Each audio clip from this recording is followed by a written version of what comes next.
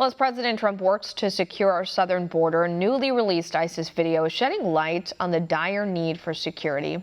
One America's Rion has more from Washington.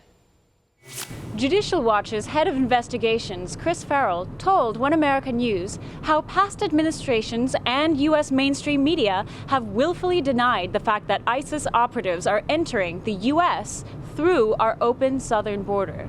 The Mexican foreign minister about 3 years back, Claudia Ruiz, in a news report said that she was shocked that there was this culpable negligence, that this willful blind eye turned by both the Obama administration and major media in the United States, not discussing this well-known fact that ISIS was going to use our southern border to cross into the United States. The International Center for the Study of Violent Extremism, ICSVE, released alarming videos of ISIS terrorists confessing plans to infiltrate the U.S. through Mexico last week. A quick ISIS keyword search yields no mention of this report in any of the top media outlets. The Mexican foreign minister can figure it out, and she claims, or she expresses her frustration at why the American government and American media continue to ignore it. I mean, that gives you an idea of the scope and scale of the threat.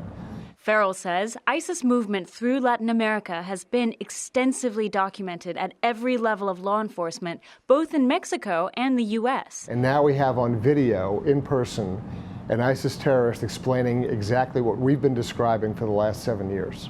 Under Obama, the ISIS threat through Mexico was largely ignored. President Trump cites Islamic terrorism as one more reason to build a wall on our southern border. But mainstream media doubled down, claiming ISIS in Mexico was myth and hysterics.